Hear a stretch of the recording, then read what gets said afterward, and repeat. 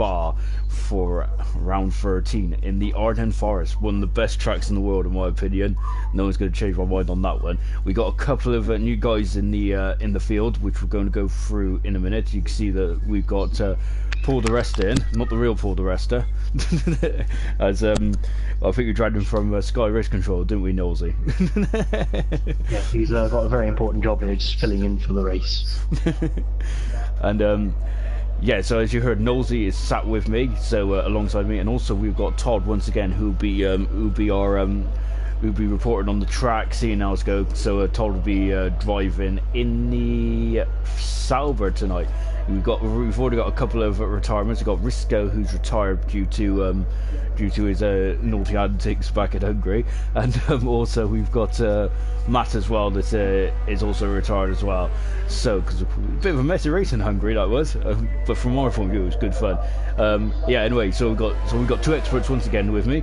So we've got Price Kumquat, the former ALR racer, who will be racing in the Gold League next year. So we're really looking forward to seeing you back in action. And also we've got Todd as well, of course, a former champion in his own right, and he'll be just letting us know about weather and all sorts of things. So how are you doing, boys? I'm good, thank you. Had a lovely watch of the Monaco Grand Prix. So and I'm glad a British driver won. So it's yeah, I'm doing all right. It's all good. Yeah, I'm not too bad, thank you, mate. Awesome. Yeah, don't worry. To be honest, you always expect the race in Monaco to be a bit of a procession, but I must admit I quite enjoyed it. I was on the edge of my seat, to be honest, because Hamilton was just talking about his time. A bit of a tense ending, wasn't it? As we're now just on board with McVicious again, he is stepping in for Steve, who unfortunately has changed his work pattern as well. Unfortunately for us, nice for him. The Resta is out. Is he gone into the barrier Eau Rouge? Sorry, Radion. It was pretty quick, wasn't it? Yeah. I don't know what's happened there, but I'll quickly go through the top of the championship at the moment as it stands from our last race in Hungary. So we've got Evil Hunter in the Force India still on top, but he's been closely matched now, and I think he might have a bit of a fight on his hands today to try and keep the lead of the championship, because he's got Nigel in the Red Bull and NWBB in the McLaren, both 4 points behind him now, so it's getting pretty tight at the top, followed by Dan Murphy in the Haas. He's 22 points behind the championship leader. And then we've got Asdog in Mercedes, who's doing a good job of propping up the table. I think he's got some good performances under his belt, and I think it's just consistency that's causing those drops in points every now and then. But he's only 76 points behind at the moment, so he's gradually climbing up the table. Mr. Elite in the Renault, who's pretty much stayed around the 7th position as it stands at the moment, over the last few weeks anyway. 80 points behind our championship leader. Bill Matt, who's moved down after Hungary, obviously had a bit of a difficult race in the Toro Rosso, and his teammate Farf, also in the same car, right behind him, only 3 points behind him there in 9th place. We've got Storm, who unfortunately isn't with us today, in the Williams. So we have got a replacement for him, obviously in De Resta, and he's moving down. I think Farf's gradually climbing up the championship as he's coming to lose a few races after the week done. And then Grillsy making up the 10th spot in the Mercedes as well. So the Mercedes, Red Bull, Toro Rosso, they've got a pretty good partnership in terms of both of their drivers. So they're all those teams are climbing up the championship in terms of the constructors as well. And McVicious just sets a fastest lap for 1:45.7 at 7:25. So yeah, it's very interesting at the top there, isn't it, Nolte? It's yeah, Hunter's going to have a real tough job on his hands to try and retain his championship lead after this race. But of course, it is possible. This is Spa. And of course the race is not won on paper. Unfortunately, we have lost the Resta and Godzilla It's at the top of Eau Rouge at Radion. It's been confirmed by Far for the chat. Mr. Elite has just gone fastest on 144.6, and then Double has just gone into a 146.7. We got the tyre compounds is the super soft, the soft, and the medium. So I'm not sure if we'll see the medium, to be honest, unless someone goes for a very long first stint. Todd, how are the conditions out there? Have you been out there yet? I'm out now on my hot lap, and it's dry all the way through, mate. Perfect. Thanks, Todd. So yeah, I should have looked there to see where Todd was really. So yeah, apologies about that. So Todd's probably put Todd off there, but of course, yeah. So we'll come back to Todd runs in the pits just to see how the track conditions are. We've got 12 minutes to go. We're just on board NWB now, coming through the bus stop chicane. We've got 2 DRS zones on this one. We've got one at the Kemmel Straight going into as the NWB goes fastest on 1:42.899. Good time there from NWB. He is, of course, second in the championship at the moment. He is 4 points away from going top. So yeah, so who can bet against him at the moment? He's just been formidable, hasn't he, since arriving in ALR? He definitely has. Yeah, I think he's probably him and Nigel are probably the favourites to overtake Hunter and get the title at the end of the season. It's very close between the top 4. Obviously Nigel and NWB, who actually joined late but are already 4 points behind our championship leader Hunter. And then you've got Dan there, who's still a race win. Were able to jump to the top of the table with a race win of his own. He's only 22 points behind mathematically, so if he did win this race today, he could potentially go top. After that, it's a battle with sort of mid-table, but between those 4 guys at the top to try and secure the title, I think. Now you may notice in the chat that we're going to be it's going to be very quiet because our favourite fan is not actually is actually racing. Twan has returned after several races out. He's finally got his steering wheel and he is back on track now. We're watching him now. Of course, he's jumped from the Sauber, which he was driving originally, and he's gone to the McLaren team. So a very strong partnership between NWB and Twan. So we're looking forward to seeing how Twan does. He might be a bit rusty to begin with, as he's been out of the car for such a long time. But yeah. So yeah, that's why it's going to be a little quiet in the chat. So because he's going to be busy racing around Barcelona, and he's just coming up to the final sector now. Twan is, so he's in the McLaren, as we said, and yeah. So of course, I think McLaren are going to be quite a strong team going forward now, because obviously NWBB, you all know, has potential and how quick he is. But I think Twan, when he gets back up to speed, if it takes him any time to get back up to speed, I think, oh, there we go. So 43.3, it's a McLaren 1-2 as it stands. So yeah, he's still got pretty good pace as he had when he did leave the league, unfortunately, when he had those issues with his wheel. So yeah, so he's come back and he's lost much pace, has he? No, right on form straight away. That's pretty impressive out from Twan. And you can see he's not very far away from MWB there, so yeah, that's definitely impressive from Twan. The thing we did notice with Twan, he had I think his debut race in China, he had a bit of a rough ride, didn't he? But then he really got his act together in Azerbaijan and really showed some pace. But I think that if he gets yeah, Murphy goes up to third. If Twan gets a good if he gets a good weekend in, then he will be formidable. Because we felt that he was a bit up and down, but hopefully he'll get some consistency. And Farf goes 4th fastest at the moment in the Toro Rosso. His teammate Matt is retired because he's been a naughty boy, so he has to start from he won't start from the back of the grid now, because the rest and Godzilla have both been in the wall from what we've seen in the chat.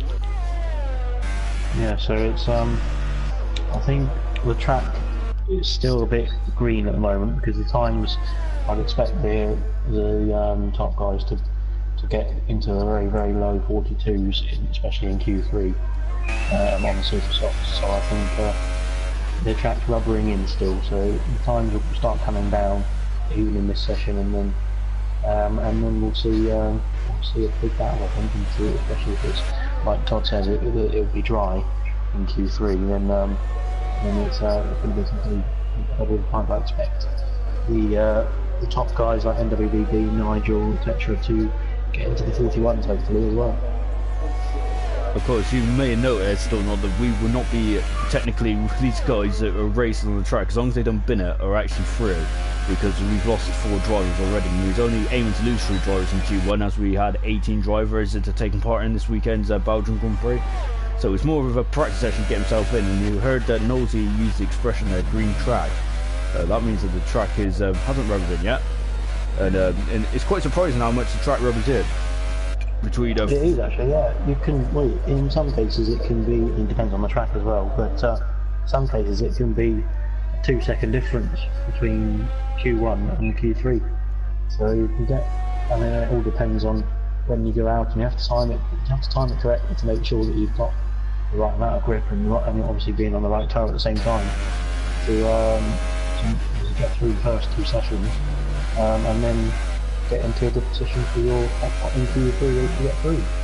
So it's it's all down to rubbering in the track, and obviously in the race it's the same situation.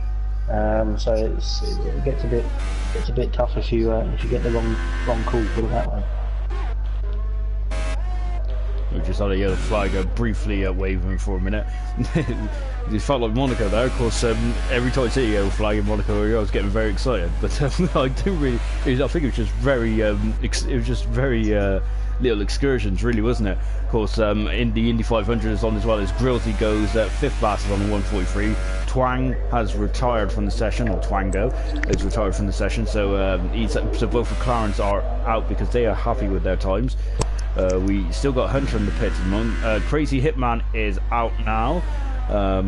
Todd is in the pits at the moment. Todd, how was the track out there? Is it feeling a bit? Is the track surface a bit low grip there? I thought it was pretty grippy, to be fair. Ah, awesome. So, do you reckon? Yeah, it's a good time for Q1 as well. I think everybody down from Mr. Elite. Right, I'm going to get out and get another lap in, guys. Or you can go for another lap in, that's fine. So, I think we've got, I don't know whether Evil Hunter will actually come out, because he doesn't need to now, does he? At this point, because he's got those, like I said, there's 4 requirements already, so if he doesn't set a time, I imagine he goes through automatically. Is that correct? I'm not sure. To be honest, I thought you had to put a time in, really, but then again, because having said that, because technically he's in the bottom 3, so that would mean he's out, would you say? Yeah, I'm not sure how it will work, because obviously it says he's down in 17th at the moment, but maybe he's just going to come out and do an out lap for his hot lap, and just come back straight back in. There's no point in him saying a competitive time at the moment, is there? No, not really, and I think he doesn't want to show his hand. I think Nigel might have the same thought, actually, because he's considering the pits for the whole session so far as well. Having said that, there is a Red Bull coming out, and it is Nigel, so he's on his way out there. He heard us. And I think he might have 14 years or something. No, it's not 14 years. It's a Mercedes don't use the pits, which is good. And we were just on board with Nigel's teammate at the moment, Crazy Hitman. And you've noticed, if any of you eagle eyes viewers have noticed, well, a lot of the drivers will be running the red helmets. Of course, that's our tribute to the late great Niki Lauda, the 3-time Formula 1 world champion, 1975, 77, 84, I believe. So, of course, a bit of a legend back in the mid-70s and in the 80s, of course, where he incredibly beat Alan Prost to the championship by half a point. Ironically, interesting that. Yeah, I know. I think ironically, they would get away with it this year. No. That happened. Ironically, the reason why it's happened for you is because of the that incredible 1984 Monaco Grand Prix where it was just absolutely pouring down rain. Crazy Hitman goes 8th fastest on a 1:45.0. So good time there for Crazy Hitman. We've got Bob Gorilla just started the hot lap, so we won't go into him just yet. We've got Nigel and Hunter who are on outlaps, and obviously Crazy who's just coming in now, so those are the only guys on track at the moment, although Double's just coming out now on some super softs as well. That's it. So we've got 3 guys on outlaps, 1 guy on in-lap, and Brett Gorilla going for it, so let's see if we can get hold and then WDB. to be honest, this is kind of just more of a glorified test session, isn't it? Really, because these guys are through. They know they're through, but they just want to see where the car's limits are, ready in preparation for Q2, and of course that all important Q3 if they get. Second two. I think it was Crazy Hitman. Oh no, we've got. I think yeah, it must have been Crazy Hitman. He's following closely behind Todd now. Oh, and there's a bit of an issue there. Yeah, I'm not sure. Because Crazy Hitman said his time, and he is on an in lap. Or he I believe he's on an in lap because he has been. Oh, and we've got a Sauber in the background, just going into the wall a bit there. Hopefully everything's alright, so we'll wait and see what happens with that. We've got Vicious, who's also out on an out lap now, so both Ferraris are out. And Nigel, who's just coming up to sector 2 now on his hot lap. And I think Evil Hunter might just be crossing the line now. No, he's just starting his hot lap now. So we've got Nigel and Hunter on hot laps. And so we're just following Nigel's progress now, coming into the corner with no name, even though it does have a name, but it's D'Ambrosio enlightened me back in 2013 or 2012, which I've always called it the corner of no name. I can't remember what he said because it's always just going to stick with me, the corner of no name. So coming out of Pouillon now, I love that downhill part of the track. It's yours. This track is just a roller coaster. You may have heard me say it in the past of how much I love this track. It's because it's a proper racing track, isn't it? you have everything around here. I think they should remake it back to the original track. I think it would be much more entertaining and about 5 hours longer. So, yeah. Oh, that was the original Spa was would have been an interesting one for a Formula 1 race. Put it that way. It's the same with the very old Austrian Grand Prix as well, which was very long. And also everyone remembers the very long Nürburgring as well. Nigel goes across the line, goes fastest on a tenth quicker. Here we go. He's getting the line, he's getting the rivalry going already with MWDB, making sure that he's got his overhead in Q1. I think the next to cross the line will be Hunter, who's I think he's doing a good lap actually. He's flying around quite quickly at the moment, so we'll hopefully see him. Because obviously he's looking to maintain the championship lead. So we'll see what sort of pace he's got in comparison to the front runner at the moment. Yeah, at the moment Hunter's on a bit of the back foot. I know he's leading the championship. It is a very slender 4-point lead, but it's on the back foot in terms of the momentum at the moment. I think he invalidated his time on that lap because he's going around again, it looks like. Yeah, it looks like... We've got in the past half a minute, so he's retired now. He's happy with his time to get through. So we've got both Ferraris, and we've got Astog and Hunter out on track. A great question here is if Hunter invalidates this lap, does that mean he's out of qualifying? This could be an interesting. I feel he doesn't really need to go flat out here. All he needs to do is set a representative time, which is not invalidated, and he should be through. That's our understanding anyway. Yeah, it's good. Sorry, just crossing the line, and he's improved by 4 tenths, which is not really that the case. So we've only got 2 guys on a flying lap at the moment. What can Hunter do this time? Coming down to Pouillon again, Hunter is. Yeah, Hunter at the moment he's on the back foot in terms of the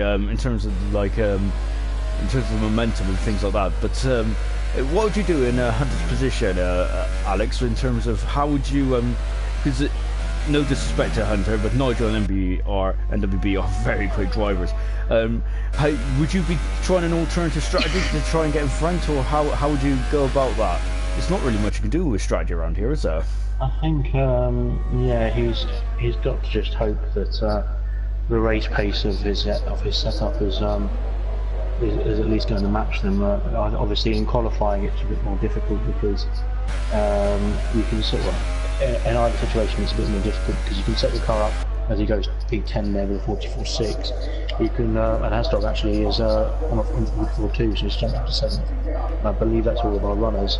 Back to the strategy side of things, I don't think there's much you can do because you can compromise your setup for qualifying, so you want 1 lap pace or race pace, and I think either way, he's going to struggle in the race with his in terms of matching the performance from NWPB and Nigel. So he can hope for a safety car, some bits and pieces that might throw the strategy out, and then you can see where we can go from there, and if that makes any changes to everybody's strategy in the race. But just to recap of qualifying one, we've got people who are out, unfortunately, are Risto, Godzilla, and Duresta, who unfortunately didn't set a time. We also had Dalton Matt, who's got a qualifying ban, and I can't remember who the other person who's got a qualifying ban is. I think it was Risto, wasn't it? Who's down in the bottom anyway. I thought there was another retiree. Yeah. I think Godzilla retired, and I think Paul Duresta and Duresta retired as well. Yeah. I'm sure they retired at the top of the moment. Yeah, I think they were retired at the top of Radion is where the chat was saying. NWB just had a quick comment saying all voices are good. Thanks, mate. So yeah, he's our sound engineer when he's not in the car. Anyway, we're going on to Q2 now. Yes, definitely. Otherwise, we could just be sat here talking to ourselves. I think that corner's going to it's going to be the one that catches everyone out these days in this race, I think. So it seems like Max. He retired from the Q3 session. That's fine. Of course. So yeah, it's going to be one of those corners that always catches somebody out, whether they've got the wrong ballast set up or if it's just the wrong conditions or the wear on the tyres are too much, or they've exhausted the rubber. It will always, especially towards the end of people's stints, it will start not throwing you off, but it will start to become a bit more of a difficult corner, put it that way. It's quite extreme, isn't it? As we're just going through with double now, it's quite extreme, the Eau Rouge part of the track, isn't it? Because it feels a lot more difficult on the game than it does when you see drivers go through it in the actual Formula 1, doesn't it? It's do you find it's a bit too extreme? It is a bit.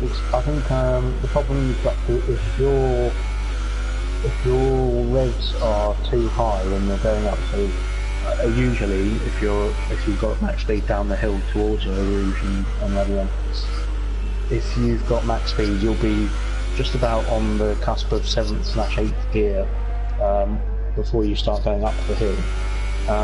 What you want to do there is change to 8th gear to avoid obviously excessive revs, and that way you will most likely, especially in qualifying when you don't have to worry about tyre wear situation, that sort of thing.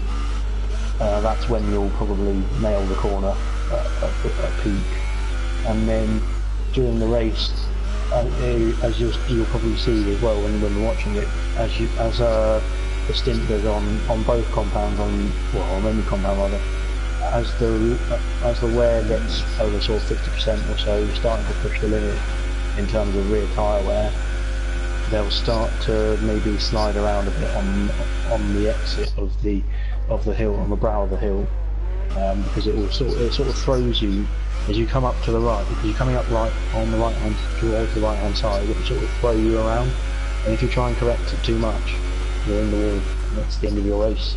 It's like a Magnussen kind of thing. It will just pinch you, it just throws you to the wall. Just to cut in there, we've got a bit of rain on the track. We were just on board with double. Yeah. As so it looks like our weather forecaster is slightly wrong. So that was both. I've not. Todd, did you say there was no rain? Oh, Todd's out on the lap at the moment. Said there was no rain whatsoever, mate. And it's same with Dan as well, of course. Dan Murphy, of course, who gave us some inside scoop as well, saying there's no rain either. So this is cool. Might have caught a couple of drivers out there. Everyone's out there at the moment, apart from Crazy and McVicious. I think the problem with on the timing screen, of course, it shows you the current session, which is obviously when we came to Todd first, it was Q1. And obviously that was lovely sunshine, lovely Belgian sunshine, and then you can switch the time to the race, and obviously that shows you what it's like in the race.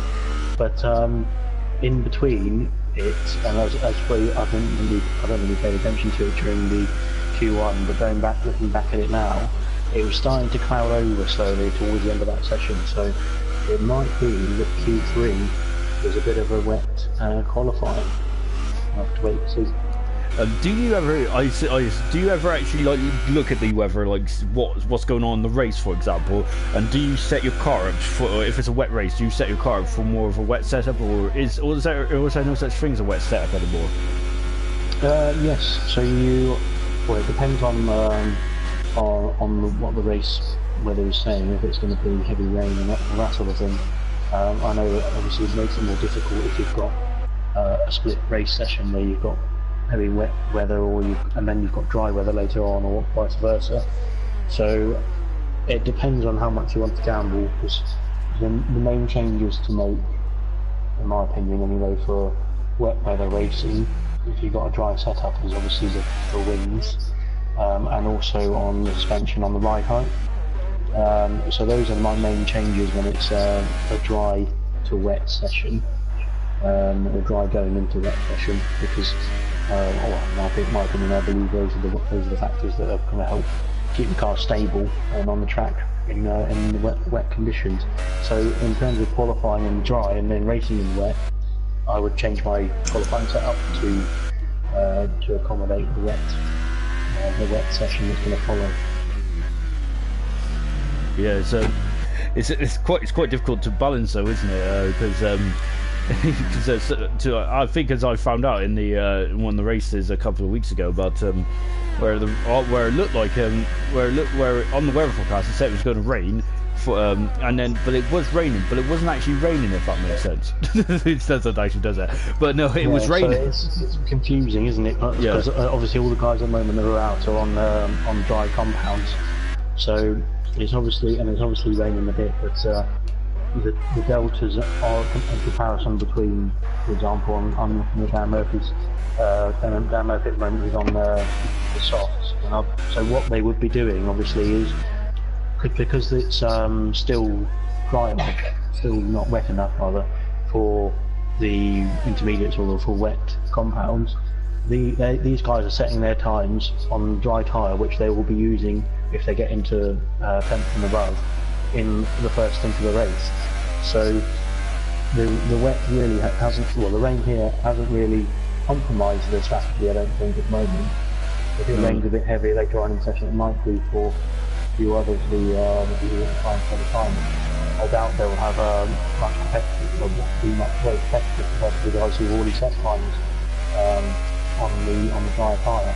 And I believe most of them have come out. Yeah, everybody apart from Nigel has done a time on the softs. And actually Nigel's time is very good on medium. I was going to say that's a mighty time. I didn't want to interrupt you because you've given us some great in-depth knowledge about the wet setups and stuff, but yeah, that was a cracking time for Nigel on the medium tyres. On board Grillsy, who's also doing the same strategy, as is Farf as well. But yeah, that's a great insight there about wet weather setup. I really enjoyed that, actually. I took a lot of notes down as well. So yeah. I think and obviously we've got a bit of real life experience from Germany last year, where we saw Lewis Hamilton driving in the wet on some ultra softs. I think it'd be very difficult, and I think that's why I think Nigel's done a great job to set that sort of time on a medium compound in light rain conditions, because the softer the compound in this sort of weather, where it's still dry tyre weather but it's raining, I think the softer the compound, the more grip. And have we got Grillsy into the wall? He's not made it up rally on there. He's binned it into the wall on the left hand side, exactly how I said.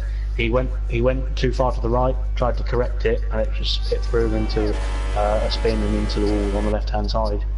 Unfortunately for Grillsy as well, that was his second attempt. It looks like he invalidated 2 times laps there, and he's getting really ragged. It looks like he's getting very difficult out there on the track. It seems like the track is now being affected by these weather conditions. So all the guys that are out there now. That, DRS is still enabled though for now, but yeah, I think it is, and not necessarily it's raining harder, but obviously the longer it rains on, even if it's at the same sort of speed, for example, the more standing water, the more water that's on the track, and obviously that will affect the grip levels So it might not be raining any harder than it was at the beginning of the session, but it still means that the grip on the track and all these guys who are going out later on their dry compound tyres will mean that they won't be as fast as the times that have already been set on dry. And then we'll have to wait to see if everybody can keep it on the track, go through to Q3, and see what type of weather is going to be hitting us in Q3. It's very interesting though, and there's a lot of drivers out there that's really struggling to set a time. We've seen Grillsy who had invalidated his lap a couple of times. We've got and Farf does a time of 1:49.2 there, and he is in Q3. So at the moment he doesn't want to rest on his laurels though, because here comes Grilla now coming around Blanchimont. As he doesn't want to rest on those laurels. You can see the grip there compared to Q1. The grip there isn't there at all, is it? No, it's really struggling there. The back end is trying to step up there, and very close. Broke almost got into the top 10 there. So I feel that the track is now past its best. Would you say that? Like, well, obviously it is past its best, but do you agree with that? I would definitely agree with that. I think too much rain has fallen already, and now if the Delta's saying it's not time for improvement just yet, it's too late to go out on drive now. I think, although as I said that, obviously DRS is still an ALR, so and that's usually a good indicator of when you need to switch compounds from dry to wet or wet to dry, when the DRS is actually activated or deactivated. Yeah, because DRS is the drag reduction system. You see that is the rear wing, it opens. And I'd just like to say a huge thank you to all our viewers out there today. We have got 18 viewers at the moment, so that's awesome stuff to see. And also we've got a Twan fan of Meme, or is it Mimi? I don't know. I'll go with Meme. You say go Twan. So yes, exactly. Twan is in. Of course, Twango is in 6th position at the moment, and he's. I think so. He should be through into Q3. But having said that, Crazy Hitman has got himself into Q3. My apologies. There was me going for more of a social side of things, and the Crazy Hitman has just done a good lap and has put himself into the top 10. So he is, and he's retired from the session there. He is not. It's a great time, I think, especially in these conditions now that they've got worsened, put it that way. So. Yeah, that's a great time, wasn't it, from Crazy? Any final improvements from anybody below him? I think Farf is just coming in, so I don't know whether he might try and go back out on the set of softs. He still has enough time to turn the car around quickly in the pit. Remember, Broker coming in. We've got Gator Nation, who is just coming around. It looks like to complete the lap, so let's see what time we can do here. I think he's about to start a lap by Luke's, because that lap was 5 minutes. Yeah. Okay. I know this is a long track. So if they are going to go out, they need to start going out now, because they're going to have this is being a wet lap. It's going to be pushing the sort of 2 minute mark for a lap now. And we've got MWDB on the intermediate, so he's decided to get out there and test out the wet compound tyres and see what sort of time he can do. See, that's a very good idea, isn't it? And the thing is, he's still got the DRS is still activated, so I don't think it's the conditions are conditions need wet compound just yet, because as I said, the DRS activation or deactivation is probably the best indicator of when you need to switch tyre compounds, and so I don't think the rain's been falling hard enough for the intermediates to be the right tyre compound. As I said, I think he's pretty much safe to go through. What it would do, I think, if he set a faster time on intermediates now, is it would mean he gets tyre choice at the beginning of the race if it's dry. Blimey, and Gator Nation almost out of Puyong was facing the wrong way. That was great save from Gator Nation there.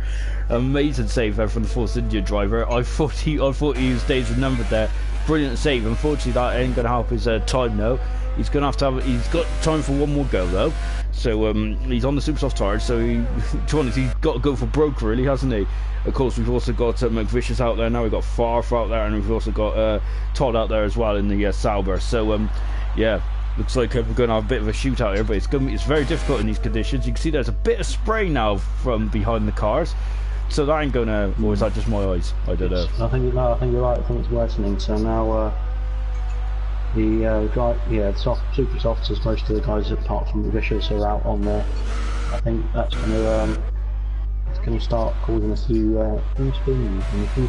Obviously, the problem with there isn't really a problem with driving with these sort of tyres in these conditions. It's just when you're exiting the corner and trying to put the power down, you won't have the traction that you've got in the dry, and that's when spins start. Oh, and we've got Gator Nation's gone off at the top of Radion there, so he's done something similar to Grillsy. He's on the inside. He's exactly the same place as where Fizzy Keller was, and if you remember all those years ago, where Villeneuve and Zonta decided to challenge themselves as well. So going through that flat out. It looks like the right way is starting to form now. So it's it's going to be a dangerous hot lap if anybody goes now. And we've got 3 guys down from it now. All queuing up. I think Broke Gorilla's the first to get his lap underway, and we're going to be following Vicious after that, and the soft on curves. They got nothing to lose, haven't they? They might as well just go for it. Well, Farfa has decided to call it a day. He was just on board with Farfa, and so he just decided to call it a day. Now we're on board with Broke, who's gone very wide. He's done the same. He's in the wall. Yeah. Oh, that's a great save in terms of I thought he was out and done for. He smashed into the wall there, but brilliant from Broke Gorilla for keeping the car in, well, almost in one piece. That was amazing. Oh, NWB has left the session there, so Hunter would be happy with that. But yeah, we don't think. Yeah, we want NWB back in here. That's a great save from Broke there. Unfortunately, I think that's Broke's qualifying session over in a minute. So, but luckily for us, we'll be able to talk to Broke in a minute when he comes back up to the commentary box. But yeah, unfortunately, as you said, Alex, that radio, Eau Rouge and Radion is the it's the problem corner, isn't it? It seems to be, and that's without the rain. So it obviously gets a bit worse when it starts drizzling like it has been this session. So we'll do in the we'll do a short recap of who's what and where, and then. We'll get an interview with our racing driver and see what the track is like when we're actually down there. But yeah, as I said, hopefully it will make up its mind. And the worst, it's the indecision in this type of session, because you haven't got a wet session, so you're going out on drive on a wet track, but it's it's just trying to find the medium there. So obviously some of the guys who went out on the dry compounds at the beginning of the session when it wasn't so wet on track have been able to get in reasonable good times on some harder compounds like the softs and mediums. As the session's gone on, it's just become more and more difficult to do that, but it's not been wet enough for the intermediate tyres, so it's just caused a big problem in terms of who's doing what compound of tyre they can use, and whether that tyre will be competitive to set a time. And as though we're just watching Broke come into the pits, and I'm quite surprised because Far took a while to come out of the pits in the original. He wasn't out there straight away on it, and I would have been out there as soon as possible so that I can get a lap in when the track was at its best. Do you reckon that's what's cost Far getting into Q3? Yeah, I'll have to agree with that. I think it's actually hit the nail on the head there. And that's unusual for me because I'm not a DIY man. As we're going into, as we've lost 5 guys anyway, so we've lost Grillsy, who unfortunately retired at the top of the hill at Radion. We lost Matt, of course, but Matt has got a qualifying ban. And I've got a message from Godzilla the King, which I'll read out in a minute. So yeah, that's an interesting a question from Godzilla. We got Gator Nation, who's also out as well. Broke Gorilla is out, so Todd will be joining us in the comms spot for Q3. So we got an extra pair of eyes and ears to listen out for what's going on. And of course Farf out as well, which we just discussed. He probably got caught out by the conditions there, which is unfortunate, really. So yeah, we're just going to go to Q3 then. And the majority of the top 10 are qualifying on the soft compound there, so if it is a completely dry race, it will be a soft, and a one stop, sorry, if they choose to do so. It will be a soft to medium soft to medium race strategy, I think. And that's probably the quickest way around this track as well, isn't it? A one stopper, because this pit lane isn't too long, but it's quite. But it does lose you a bit of time, though, don't it? It's a bit of a difficult pit lane to get in as well, isn't it? Because I've found in the past where I seem to clip the wall when I try and go. It's very windy, yes. So it's obviously negotiated. You can cause a bit of damage to your car on the entry to the pits. Definitely, it's one you have to take. Well, one you have to enter very carefully, make sure you don't get any damage. And then the exits are a bit difficult as well, especially in these sort of conditions when you've got to try and sort of swing it around a tight right-hander whilst keeping it in a straight line at the same time. Well, we're into Q3 now. We've got. There we go. Everything as McVicious has spun it already on the pit exit. So do you reckon some people go onto the wet tyres? Is it because that is a lot of water out there? Is that okay for the inters, or do they need to go to the wets? I think it's one of those ones where the Delta might be showing a bit of indiscrepancy between the intermediates and the wets at the moment. So I would have gone myself for the wets just to be safe. As we've got Force India of Evil Hunter, he's into the wall at the top of Rallion, but he's still going. He's just got a broken front wing, I think, and he'll have to come back in and replace that. But other than that, he's still got all four wheels in back. They're really struggling at the top of Rallion because Murphy had to get out of the throttle as well at the top of there as well. So both McLarens have covered both options here of the wets and the inters. So I think it looks like the wets. Yeah, it's a wet. It's time for the wet. Yeah. There's no point trying to do that on intermediates now. Yeah, that's proper heavy rain. That is. That's you can tell we're in Spa, and look at that. That's incredible. Hopefully Todd's with us now. Todd, unfortunate there is. I think the rain came at the wrong time for you, didn't it? And that kind of cost you getting into Q3. But is there rain in the race? Do we know, or is it? Does it show? According to my telemetry, it does say it's dry for the race, but I wouldn't count on it. Well, you can't count on it around the Ardennes Forest. It comes in from all over the place. We must mention that, of course, Todd of course, Todd and his wife is expecting. So we are looking forward to the news there. So congratulations, Todd. I was meant to mention that last week, but yeah. Thank you very much. So I did promise to make your baby famous with all 20 of our viewers.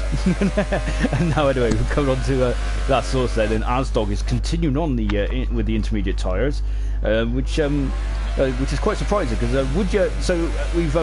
we've got Alex's opinion, but Todd, what's your opinion? Would you be out there on the intermediates or would you be on the full wets? I'd go for the full wets, judging by how much spray's coming off the back of Dan Murphy's car. Yeah, there's also standing water around as well, which isn't too good. Well, Hunter's decided to carry on with a broken wing, so that's a very brave man. So we're on board with McVicious then, who's gone a bit. Oh, that is great. That's great. And I must admit, actually, Todd, that was. I know you hit the wall at the top of Radio, but bribe me, that was incredible. You didn't lose your wheel. I thought you was a goner. I honestly thought I was going to lose my front wheel, mate. There was no doubt about it. Oh. So this is just. It looks so treacherous out there. It does. It looks like it's looking very difficult there. We've got a yellow flag in sector 1, and I would bet my house that it's probably at the top of Radion again. We're just watching double now in the Ferrari. He's on the 4 wet tyres, car 99. Of course, the same number as Giovinazzi, and also Crazy's out. Oh no! It's let's see whereabouts. I think it might be round the final sector somewhere. I might be completely wrong. Yeah, I couldn't find him. Anyway, your double hasn't set a time, so he has to go around again. This is very challenging conditions. Look at that, puddles everywhere. There's Asdog getting a bit of a wiggle on as well. So unfortunately, Crazy will start 10th. Anyway, going back to the one board of Asdog, going back to what Godzilla was saying. Godzilla had suggested maybe for the cars, anyone for qualifying ban to go out and bin the cars, so they don't get an advantage. What do you guys think about that? Because I think he's talking about in terms of the guys that unfortunately crashed in Q1. Nigel goes fast almost in the 2 minutes there. I think what Godzilla is talking about is the fact is that in Q1 him and I've forgotten, someone else lost at the top of Radion, and I was just thinking about that. It looks, because obviously Matt's gained some positions on that. I think he's starting P14 or something like that now. So yeah, it's something that we'll have to look at after the race. Yeah, so that's definitely something we'll take into account now. Twan is actually 4 seconds quicker than his teammate, so that just goes to show that you guys are right. So you need to be on the intermediate tires, because that is 4 seconds different between Twan and NWB. Just watching Murphy now come around the bus stop chicane, but Mr. Elite, of course, he's old twinkle toes in these conditions, isn't he? He's very good around here. Murphy is in 6th position at the moment. It's slightly different when you're on the wet tires, isn't it? Because you guys probably fuel up, don't you, and go for a few laps around here just to get your confidence. I think it's worth doing that, definitely, on the wet tire, because the wear isn't so bad, obviously, because you're not, the pace isn't there anymore, so, well, as much as on the dry compound, so you don't have to worry about tyre wear so much, so it's worth doing that. And I think that's what Dan's done, because he's obviously 216. I don't think he's anywhere near his actual qualifying pace in this session. So I think he's filled it up a bit, and he's going to do another run now. It looks like he's burning some ERF as well, so it definitely seems like he's going for another lap. And I think Nigel's time, it will be, I think that will be pole time actually. He's looking very good. He's going even quicker on this lap as well. Got a yellow flag floating around in sector 2. It's NWB who's moving out of the way, so that's all right. No crashes there, luckily. It's very hard to keep up with the crashes, to be honest. We should keep a permanent camera up at Radion. Nigel goes faster for 157.6 there, so he's really got the bit between his teeth now, hasn't he, Nigel?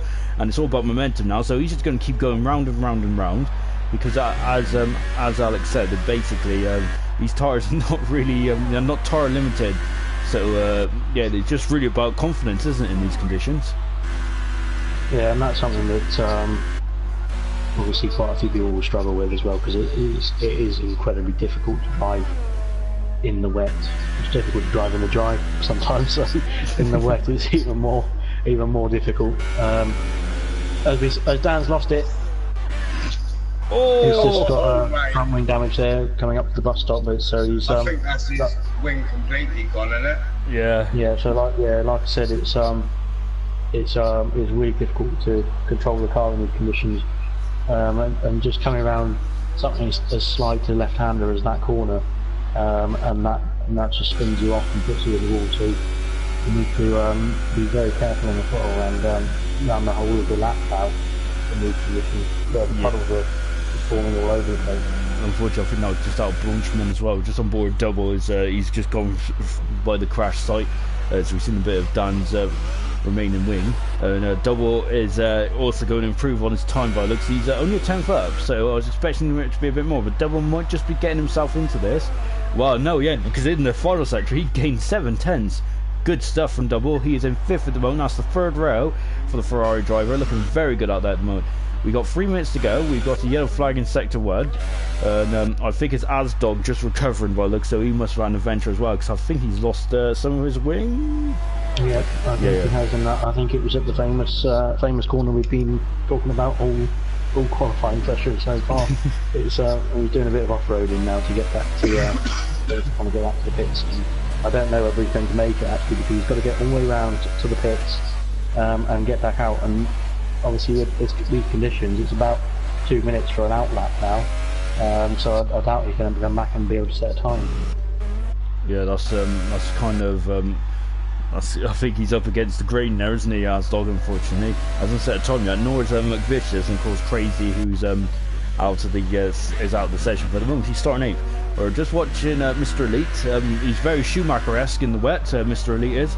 Looking very good out there, because I think we found out in France of how quick he was, and really showed some impressive pace in France. I think he got driver of the day there, didn't he? It was amazing stuff from Mr. Elite. And yeah, we're going to keep an eye on Mr. Elite because maybe he can surprise the front runners and get up onto the front row of the grid, which at the moment is occupied by Nigel, who's in the pits at the moment. He's 3 seconds in front of Hunter. I don't think if he's staying in the pits, he ain't going to come back out. He's too late. Yeah, he's too late. Now, I think. Although it looks like there is some. Yeah, so he's coming out. Or that his, no, it's because he might be tired. He is coming out now, but I think he's not going to make it now because he's not even. He's just come out of the pits right now, and it's a 2-minute. But it's a 2-minute flying lap, so he's got to do 2 flying laps if he wants to get around. And Asdog retired from the session. I think he realised he wasn't going to make it back in time, and with that front wing damage, he wasn't going to be able to set his effective time. So he has decided to retire. Oh, Mr. Elite there getting a brush on the wall there. Very lucky as we got a yellow flag in the final bus stop chicane. Double, I think it might have been double. He was going slow. He's now in the pits. It's Asdog. He's just parked. Oh, but it looks like he's actually had an accident. Asdog has because he's lost the wheel. So yeah, he did. That's not so good. Maybe he was going to try. He was going to try for a lap there, and obviously he lost it there because his wing wasn't going to help him with the in terms of downforce. Now trying to get around the bus stop there. So just watching. We've got Mr. Elite on a flying lap. Oh, sorry, and Hunter. Mr. Elite's slightly behind Hunter at the moment, and that was very controlled for Hunter, wasn't it, going up there? I know. I really was. It looked very well in control. Dan's just starting a flying lap. Got to keep an eye on NWB as well, because I think that'll be his first attempt on the full wet tyres as well. So how's his confidence going to be as well? We've got half a minute remaining. So at the moment, Hunter is in second position at the moment on the grid, which is, I think he'd be happy with that, really, won't he? He's up with his championship rival Nigel. Twango making his return. He's third at the moment. He's looking. He looks like he hasn't missed a day. So it's incredible. Exactly. He's got great pace, and he's just starting a flying lap. So he's got enough time to get over a line and get going now. So we're going to have a few position changes, I think, coming up in a minute, because I think almost everybody, apart from Double and Nigel, I don't know if Nigel can make it. Yes, no, he's not. So Nigel's just finished a lap, but that was his out lap, so he's not going to set a time now.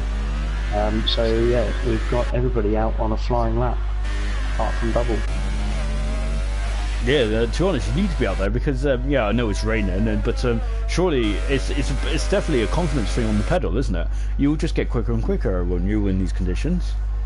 Yeah, exactly. You've got to get acclimatised to that. It's a bit difficult, obviously, for everybody to go from the dry session like Q1, where it was lovely sunshine, and then suddenly in Q3 you're driving around on full wet. So you're not going to be able to use the same braking points, use the same turn angles, that sort of thing, when you're doing a dry lap compared to a full wet lap. So, like you said, it's going to be a couple of runs. But again, why people have fueled a bit, added a bit more fuel to go a bit longer to get acclimatised. We've got Evil Hunter, who's done a 59.0, and Mr. Elite's up to Mr. Elite's up in third at the moment. So good time. The next across the line, I think it's Dan Murphy, and he's going to go third. Oh, third, good time there. 59.7, that's very good. Just waiting, I think it's both McLarens and we got a Ferrari first of McVicious is coming through Braunschweig. I think it is, yeah. Yeah, it's McVicious. Coming up the bus stop now, yeah. So yeah, well, let's see if he can, because this is his first time in the session, because he hasn't set one yet. He has been out, but I think he might have had a couple of renovations and come back into the pits for some fresh full wet. It's not a bad lap, is it? He's up into fifth. Good time now. Yeah, 2 points in, that's pretty good. What does Twan do? Twan comes across. He's third! Yeah, very nice. And let's see what NWD does. Finally, second! He goes second. 2 tenths. I think Nigel just improved his time, didn't he? I just seen a flash in the corner. I'm not sure if I did see that, yes. So he was on 57.6, I think it was. So we'll see what he did in the final standings on the screen in a minute. But that was a really good end of the session, wasn't it? It was very exciting. Ben. So in Q3 then, this is how it's looking. Nigel did improve. Sorry, you take it away. That's all right. As, so Nigel's fastest, but look at this, the 2 championship rivals are on the front row then for tomorrow's race. And not forget later on's race, I keep saying tomorrow's. And then third is Hunter. So we got the top 3 guys in the championship on the first 3 rows. Twang making his return after several races out is 4th. Good time there from Twang. 5th is Murphy. Mr. Elite is in 6th.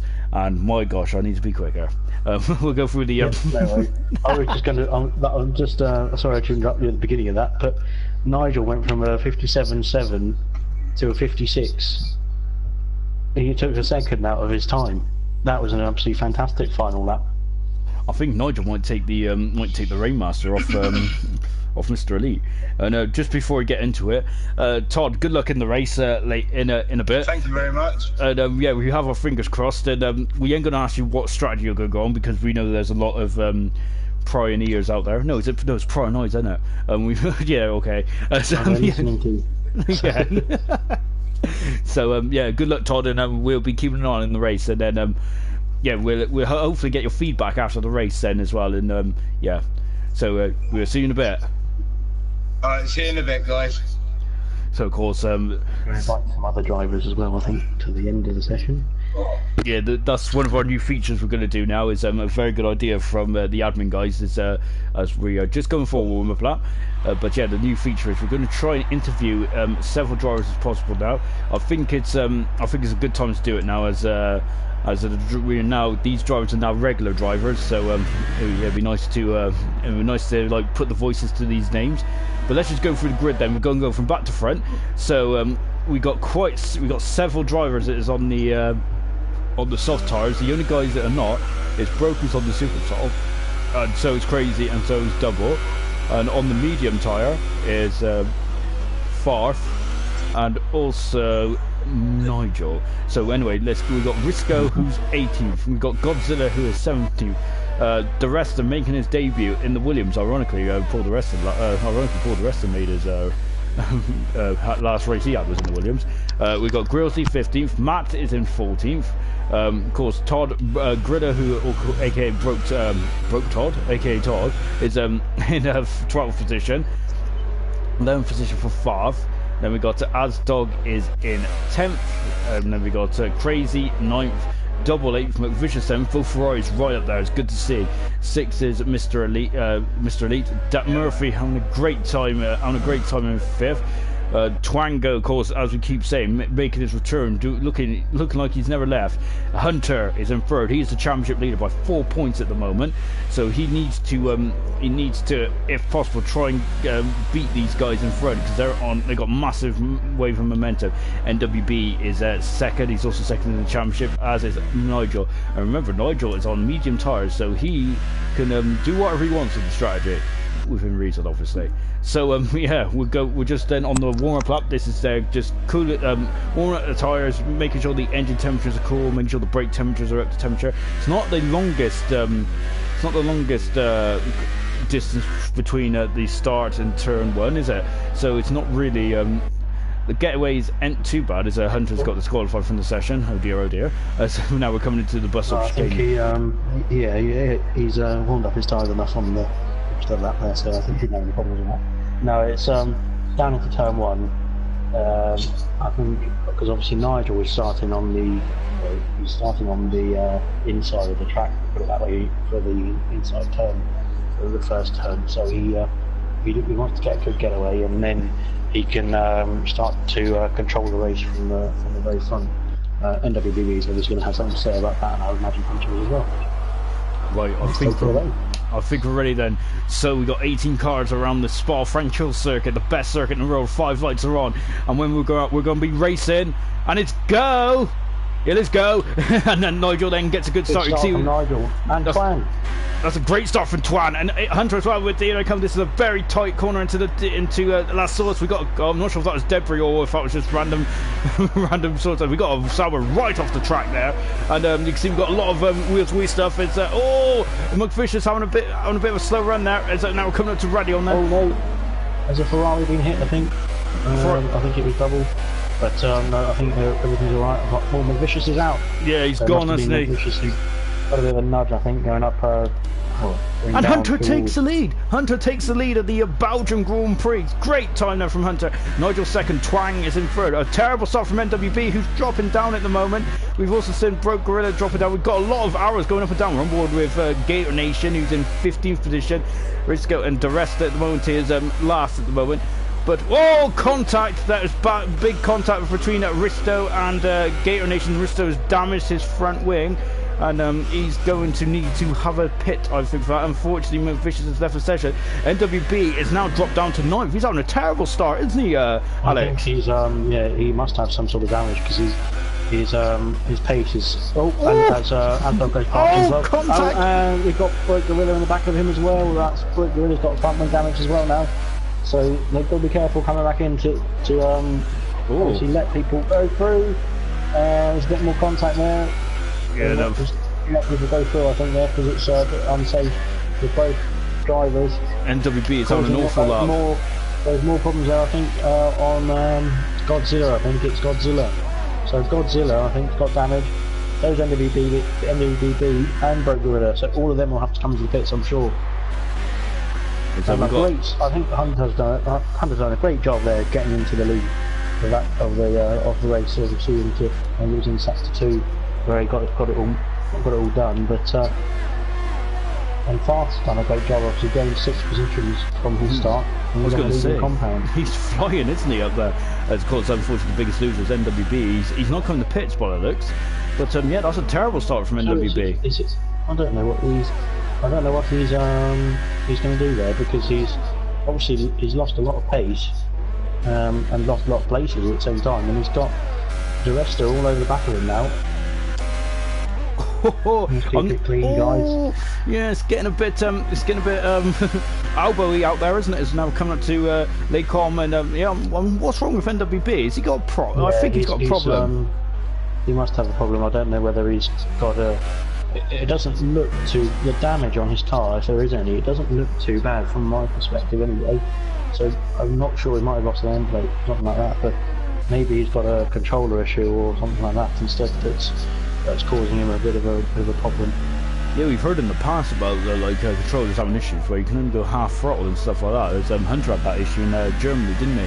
It's exactly, really, yeah. So, really weird, that is. We'll have to ask him later on what's happened with that. But we've got another yellow flag in sector 1.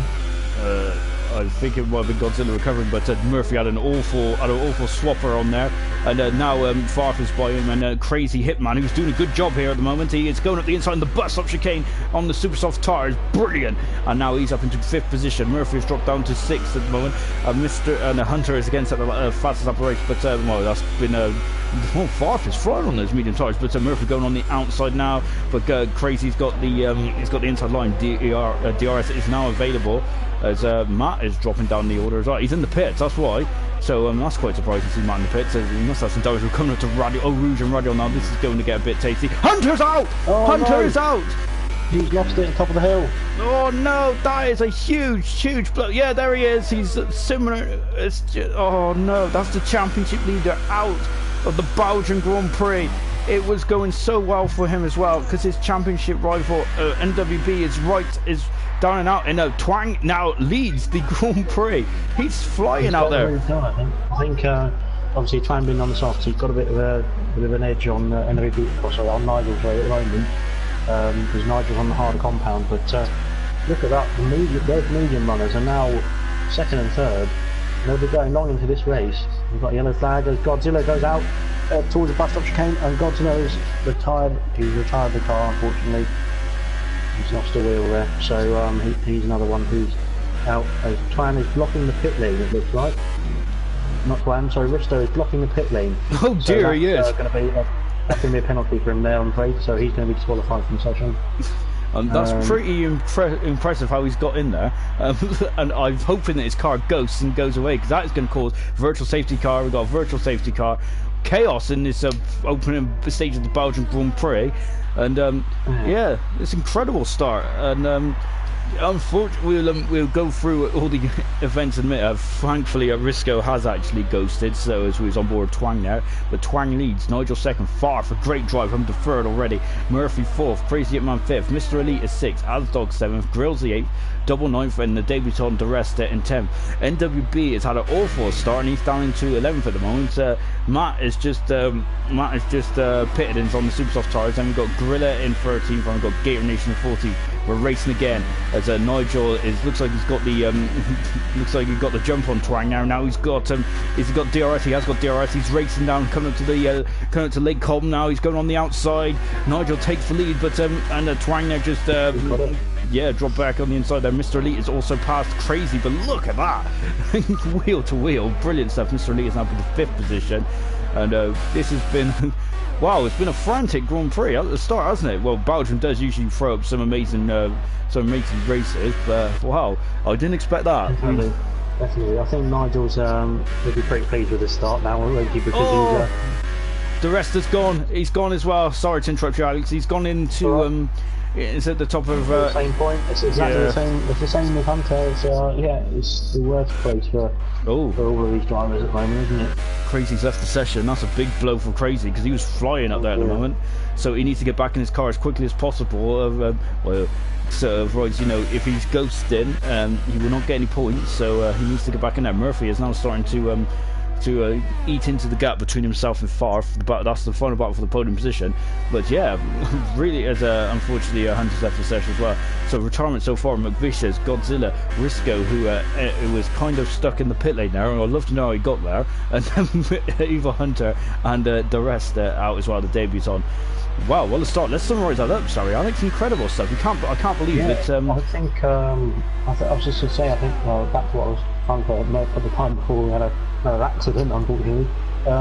Nigel's going to be very happy with the way this is going at the moment. Obviously, he is under a bit of pressure from Plan, but he's over his championship rivals. Well, one of his championship rivals is out, and the other one is only just in the points in P10. So he is going to have to depend on the other McLaren now. He's got the RS on him, he's taking the lead of the race on him. But he'll be. I think he'll be quite pleased on how this is going, and how this is panning out, because he doesn't really need to challenge too much, especially as he's on the harder compound, so he can go longer into the race, and he can have a casual Sunday drive, I think, now. And to be honest, the biggest question I've got at the moment is what is wrong with NWB? He is struggling, and we know he's a quick driver. We're on board with him now, and we're just going to have a quick look to see what's going on. His teammate is now leading the race. I'm not sure, is NWB giving the control to someone else or something, or is we? I don't know. It's going really wrong, isn't it? He's actually losing time on the straights, and he won't do. He's not using DRS at the moment either. On the even though he does have it on, he was in the detection zone against Bill and Matt, and he's actually since I went on board with him, he was 0.8 seconds behind Bill and Matt in the DRS zone, and he's now dropped that 2.9 seconds. So he's got a huge problem there. That is a big shame. That is. That really is, because it's no fault of his own there, and it's really weird, isn't it? Because I'm just having a look at the throttle input. It looks alright on the telemetry down there, but yeah, it's just I'm at a loss for that one, to be honest. As we're watching Gator Nation now, who's coming onto the back of Broke Gorilla. Of course, Broke Gorilla is kind of our inside man, as it is. So he's at the moment in 12th position. Had a bit of a difficult start, but he's in the race still. And this is going to be a race where we're going to see a lot of retirements by the look. We're watching the American now, Gator Nation. He is homing in on Broke Gorilla, and these guys are homing in on NWB, who is back out of the points as we have lost Murphy. Oh, no, Murphy, he's right in the middle. Again, it's Radion. Yeah. That's a safety car, surely. Well, you would think so. He's in the middle of the track there. So Murphy out of the race as well. We're losing some big names in this race. This is incredible stuff. And that unfortunately, Murphy is in 4th in the championship as well. So this is definitely a big obstacle, isn't it? There's just one board double here. Murphy's car has been removed then. So yeah, this is definitely a day for all the I don't like saying the back end drivers, because it's really not fair, but all the drivers that are not usually scoring regularly to get some decent points today, isn't it? Wow. It's incredible, isn't it? I can't believe this race. It seems so, and I think and then NWBB gained the most there, but I think as the Bright Gorilla is actually gaining on NWBB now. Oh, so, Gator Nation's... we've got Gator Nation, yep, in the wall at the top of, the hill. I don't know how he survived. Might have to call the Wall of Champions, I don't know what's it. It's catching everybody out now, isn't it? And Farth's got a 2 time penalty there, so the closest battle at the moment is between P1 and P2.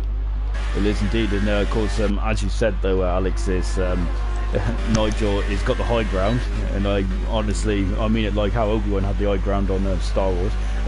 As we're now coming down into, yes, I am Star Wars, as we're now coming down into the problem corner. Yeah, but he has got the high ground as now we're just on board with. Yeah, and we're just on board with Nigel there. Is because he's got the medium tires on. He can he could basically he's just basically shadowing Twang at this moment in time because Twang's got to come in the pits and he'll be on the quicker tire in the next stint. But this is going to be an intriguing battle, isn't it? Seeing Nigel against Twang. This is a new rivalry. This is. We haven't seen these guys fight on track before, so yeah, we're going to be intrigued with this. We've got a 3-second penalty for Gator Nation there. So Twang's not going to play easy, is he? He's going to fight the position, I think, as well, because he wants to hold up and doing the tyres with Nigel as much as he can, obviously to make him fit early and maybe early strategy as well. But at the moment, I think it's usually going to be lap 10 or so, or lap 11, where the softs will it'll be time for people on the softs to pick around that sort of time. We've got another yellow flag of sector 1. Oh, it's Broke Gorilla who's Broke Gorilla at the top of the hill as usual. We need to. Well, I think we just need to keep a camera there. And is it Alex? Are you happy to invite Dan Murphy in? He wants to chat with us. So yeah, I'll invite him in and see if we can get a quick interview with him. You see, I'm not allowed to have I'm not allowed to be the party leader because all sorts of riff-raff will come in. So now we're on board then with Nigel, who is having a look at Twang going down into turn 1.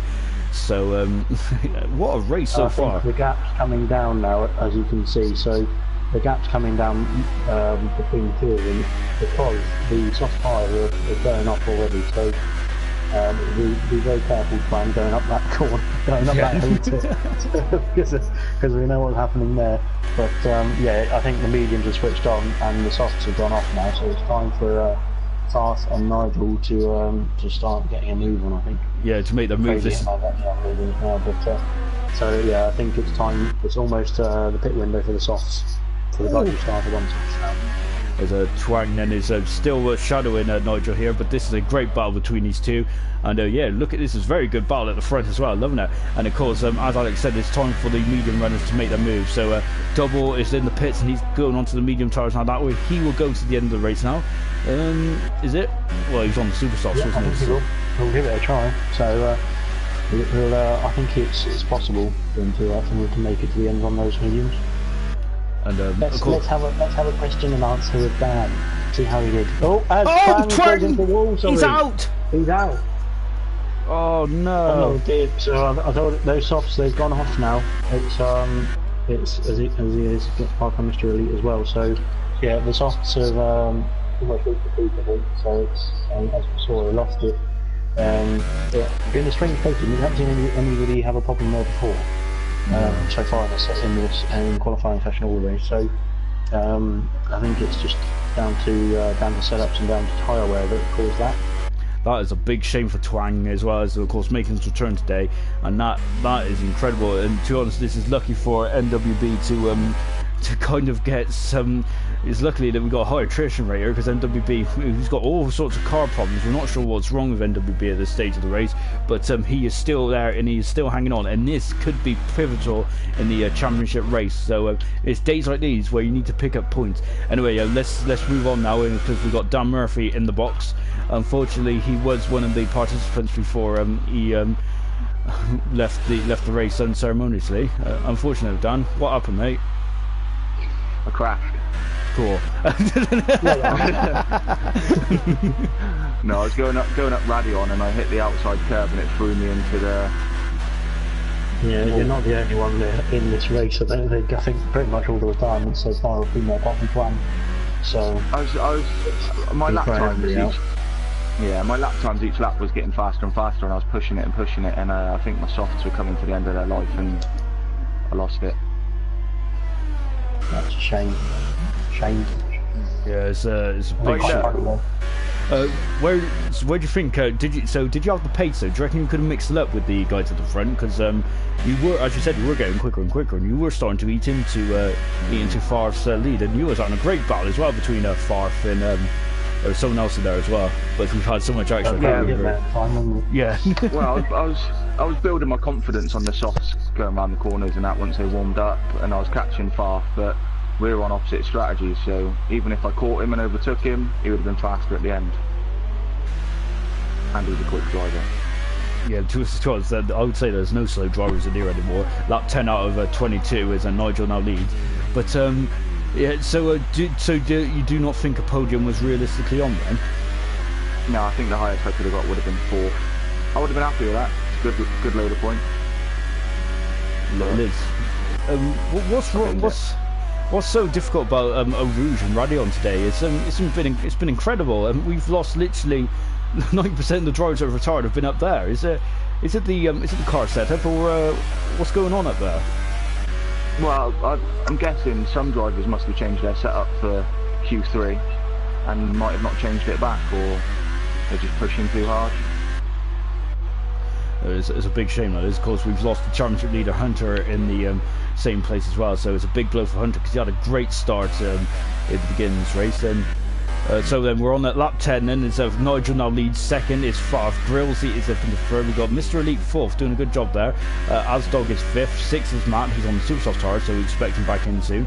NWB's got awful problems with his car, but somehow he's still keeping going, and he is now on 6 points. So as we said before, points means prizes. So and Nigel almost doing what the Twang did there. Yeah, so NWB is trying to salvage something from this very difficult race. Double is 8th at the moment. Crazy is not in his car, and unfortunately, so it looks like someone has signed him out of his account again. So that's why he's not in at the moment. He's trying to get back in. If someone could give him an invite, that'd be great. Broke is in a 10th position at the moment. Of course, Broke joined us in the commentary box earlier on in qualifying. And he's 10th at the moment, so he's getting a point to add to his total. We've got Gator Nation in the 11th position. I think he's one of the only men to survive the dreaded Radion. So yeah, it was. Yeah, he got a bit of damage from it, but he's got all 4 tyres still, so he managed it somehow. Yeah, I know. It's impressive to survive that, isn't it? Just a quick. I just want your opinions on this. Then we're halfway through the Belgian Grand Prix now. Then, what do you think is going to happen? Who do you think is best suited at the moment to get on the podium spots? What are you guys thinking? I think it will be as it stands. I think Mr. Grills has just picked for medium tyres. So. And I think Mr. Elite just regained his third place. So I think it will, pending any more accidents at the corner that must not be named, I think it will stay pretty much as it is. I think obviously Wilton Max will have to pit again, so will NWBB actually, so he'll drop back down the order, probably behind the medium runner of double, and just catch him back up again. But it looks like everybody apart from everybody on the medium tyres now will, apart from the two guys up front who will have to pit for the soft, will be going to the end now. We're just on board Nigel again then, so yeah, you could say it's a straightforward race now to the end of the race, but it's obviously not, because there's they can't get through Radion. So it's been a very difficult race at the moment. We've got 10 cars running out of the 18 that started. Unfortunately, Crazy is not in this session at the moment, so we'd like to get Crazy back in as soon as we can, because he was on a great race up until then, looking very strong. He was having a great fight with Dan Murphy and Grillsy. Farf's in the pits then. Is that too early, or is that just bang on, do you reckon? I think he'll be able to manage it to the end of the race on the softs. So he's obviously going for the undercut then, isn't he? Is the undercut powerful around here? I don't think it will pay off, unfortunately.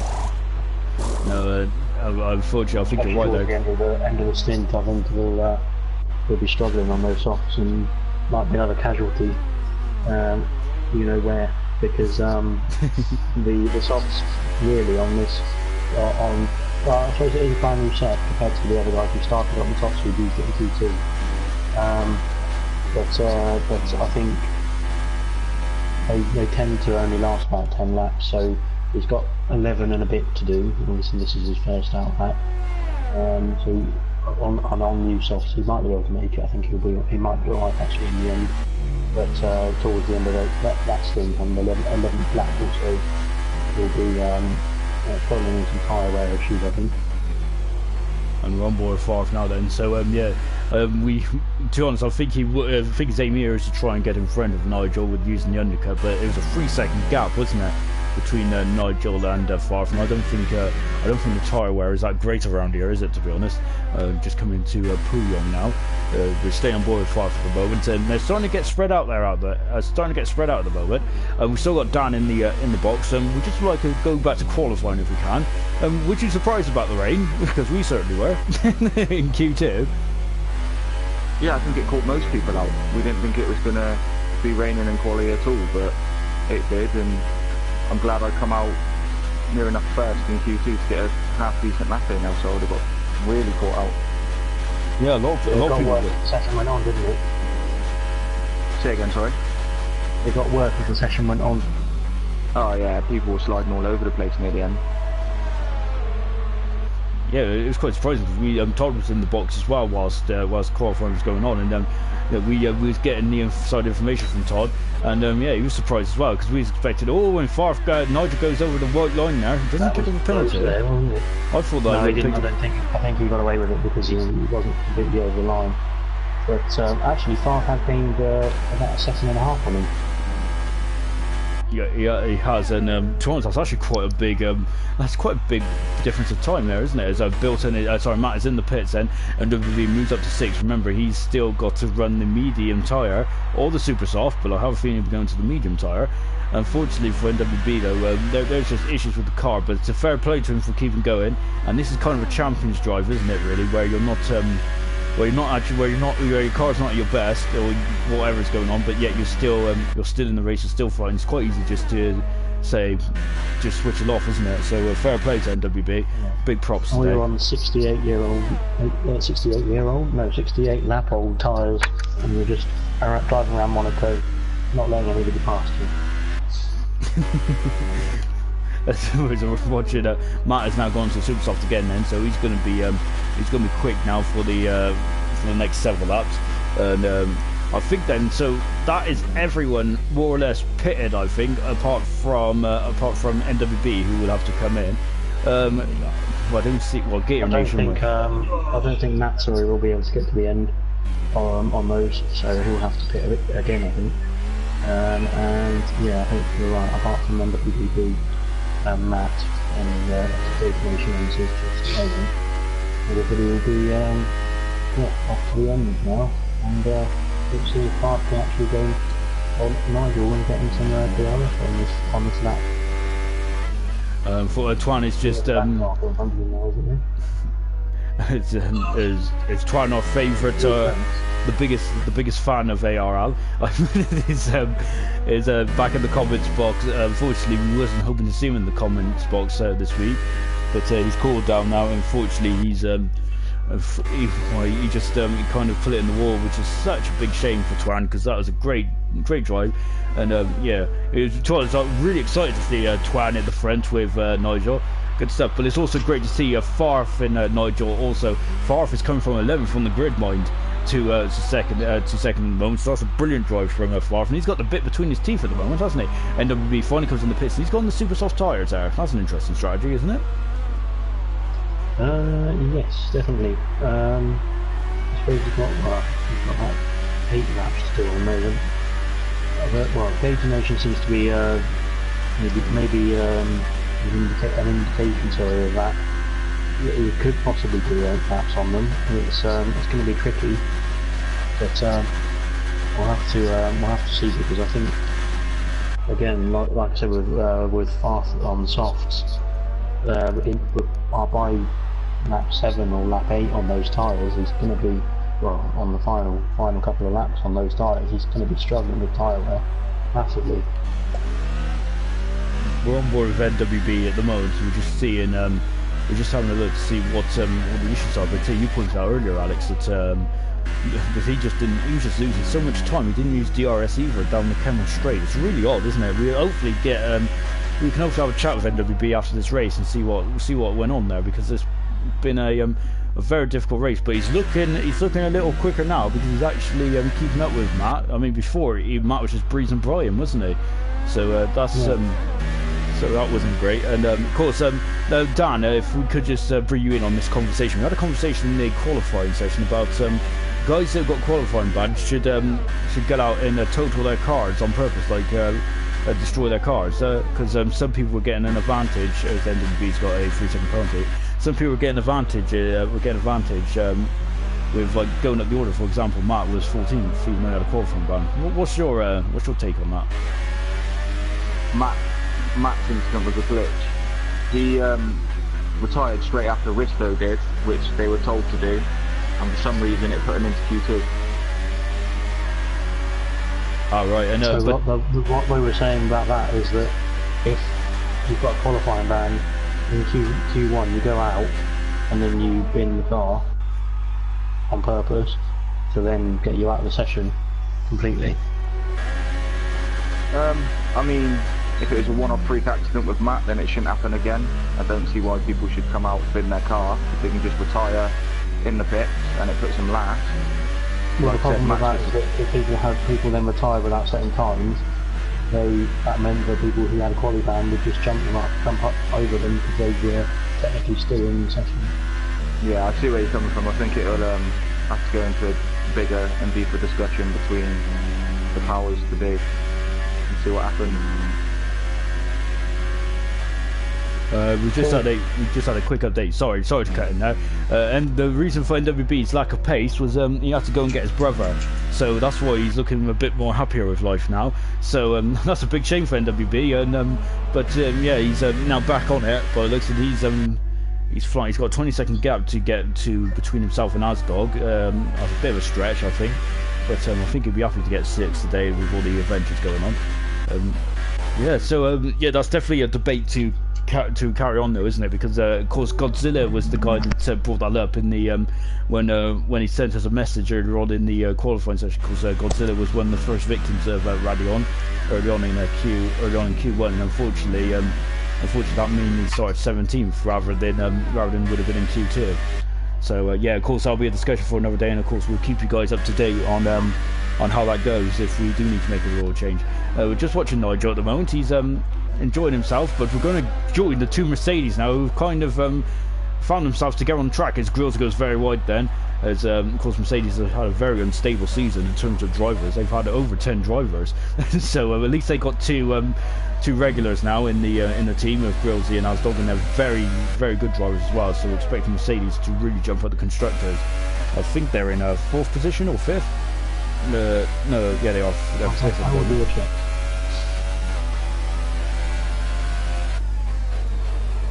I do have it here somewhere.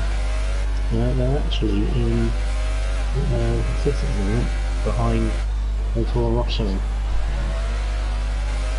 Yeah, so of course Mercedes was way down the order in the constructors before Grillsy and Asdog joined the team. So it really is going from strength to strength now, and yeah, it's Twan there is of course the regular. Well, as I said, he's our super fan.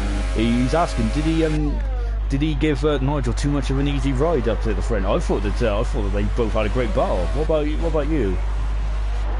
They looked pretty close to me. Yeah, I mean, there wasn't too friendly between the two of them. So I think it was professional enough, but without any contact or any sort of shoving. But no, I think it was. It wasn't. Oh yeah, I'll let you have a bit of a gap here, and I'll pull you around for a bit.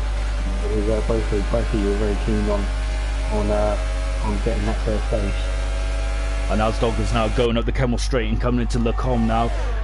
He's now through, and he's past his teammate. Good driving from Asdog. He's up into 4th position now, and that's a total of 12 points for Asdog. So yeah, he's there or thereabouts. He's a survivor, isn't he, Asdog? Well, he's on board with him going up through a Rouge, and my gosh, that back end was really trying to step out on the Mercedes. So you can tell how easy it is that these guys have struggling to get through at the moment. On lap 17, well, we've got Asdog, he's got a 3-second penalty. That's the commentator's curse again. So that's why I don't. Oh, look at that! That was incredible. The back end was stepping out there, and the Grillsy going well off the track there. So I have a feeling that this battle isn't done between the two Mercedes yet. So these guys are going to be keeping us entertained, I think, for the remaining couple of laps. It's so it's been a great race, hasn't it? In terms of action, the first couple of laps was just manic. I would say that's one of the best first couple of laps we've had in the league so far. Of course, remember that we'll have that will be featuring quite heavily on the highlight reel, which we'll be doing towards the end of the season. I think that first lap we must just keep all the first lap in, haven't we? It was incredible stuff. Yeah, sounds good. We're on board with Grosey now. Then is yeah. Just have a rally on montage or something. As Broken Riddler's got a 3-second penalty. They're just coming into last source now. So yeah. So next is Monza then. Dan, how are you feeling for Monza? Is that a strong track for you? Yeah, I'm looking forward to Monza. I prefer Monza over Spa any day of the week. So hopefully I won't crash there and I'll get a good load of points. Yeah, it's because I felt that judging on the what's happened today, I think oh, great move! Sorry, I'll be back to you in a minute. Yeah, Grillsy and Asdog are really fighting tooth and nail for this 4th position. So you can see no team wars in the Mercedes team, and that's the way we like it. As so Grillsy has got the position back, and but I have a feeling Asdog isn't going to let that slide, is he? So yeah, so that battle's going to continue on. This is good stuff. This is the only battle on track at the moment, where the rest of them have got 5 seconds stop and go penalty for a double for speed in the pits. I don't know why he's coming in. He could go to the end of it. I might be but super soft on instead. Maybe he's challenging for fastest lap, possibly, because I think that's a free pit stop from double. Yeah, unfortunately he's a year too early though. So now we're watching. We're staying with the Mercedes team. Yeah, but it's really unfortunate though, Dan, isn't it? But what are your so in terms of Monza then? Do you think race wins possible, or do you think podiums are possible? How are you feeling?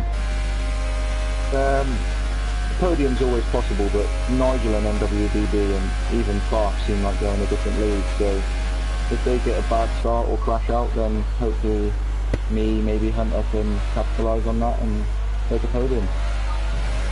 Talking of Hunter, it's a big shame today that Hunter lost it, because he really was he had the bit between his teeth and was taking the fight to Nigel today. Of course, unfortunately as it stands, Hunter will lose his championship lead, which he's had for the majority of the season, which is a big blow for him. But yeah, like it's very hard, because I think he's going to lose also second position as well to NWB, because since these guys have come in, NWB and Nigel, they've really changed the game, and they're very quick. But how do you think Hunter must be feeling, Dan? I bet you can't really describe it, can you?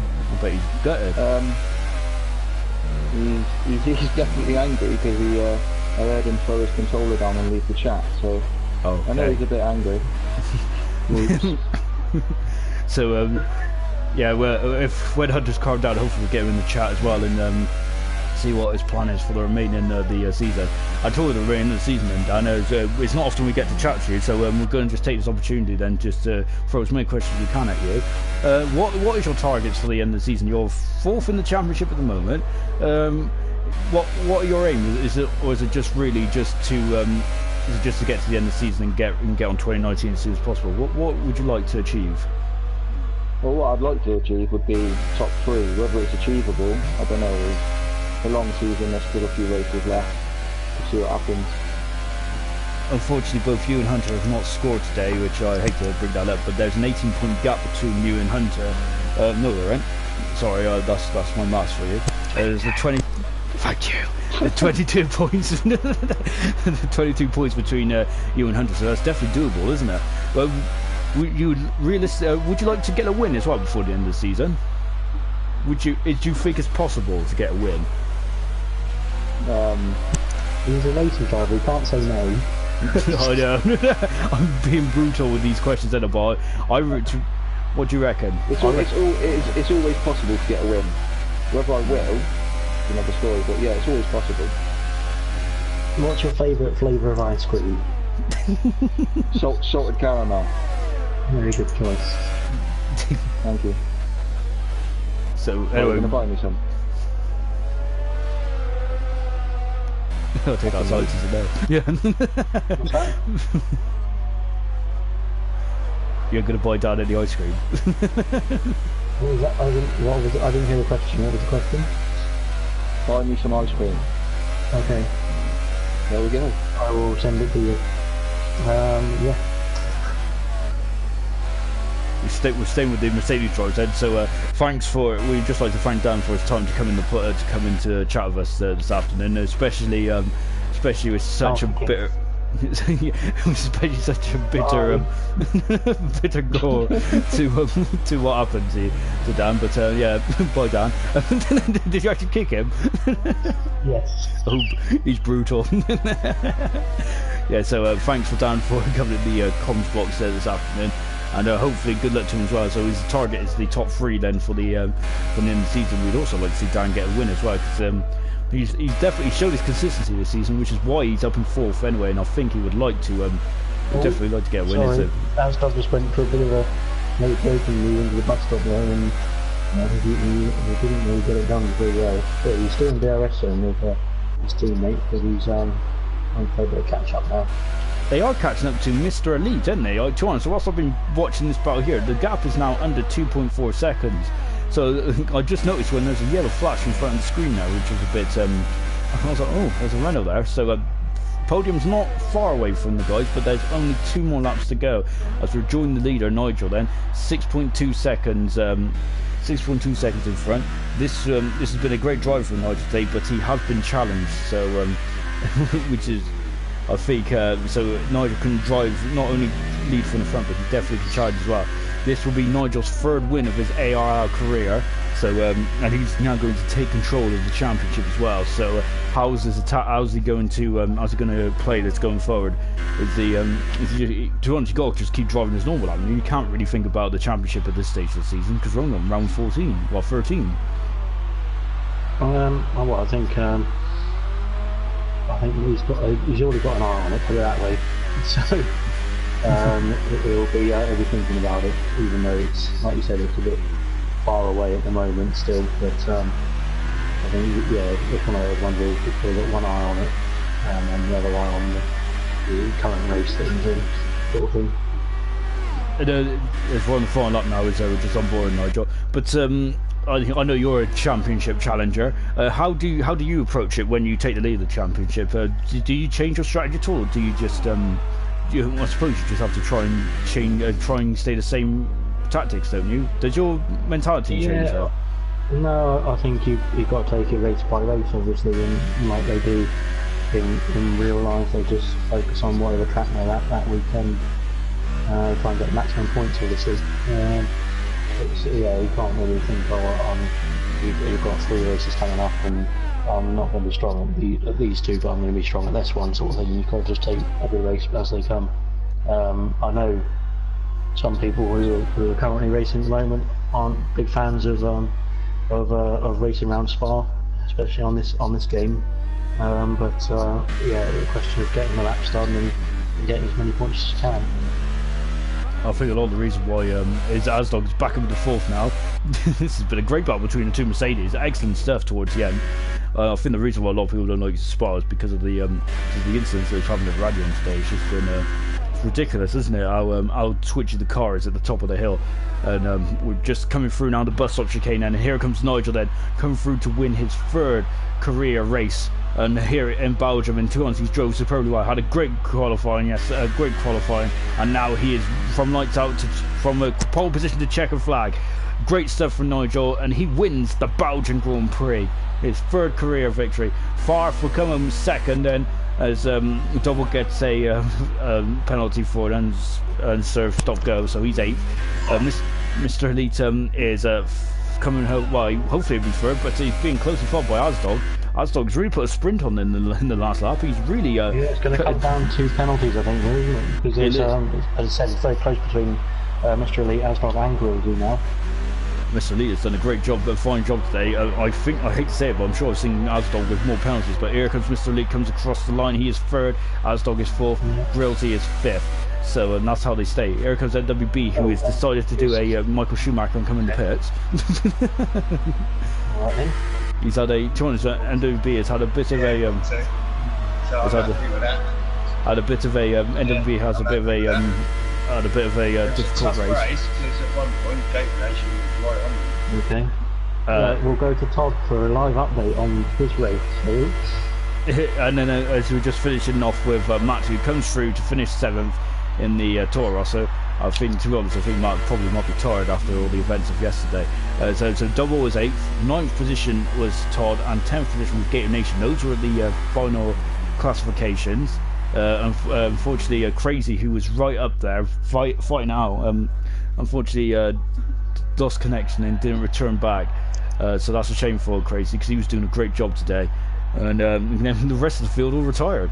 But there's Nigel now. He takes the lead in the championship. My maths is terrible, so I'm not even going to attempt to look at it. But of course, we will be straight on our Facebook page probably tomorrow, actually, because I'm tired. So probably on Facebook later tomorrow, more likely. And of course, that'll be updated as well.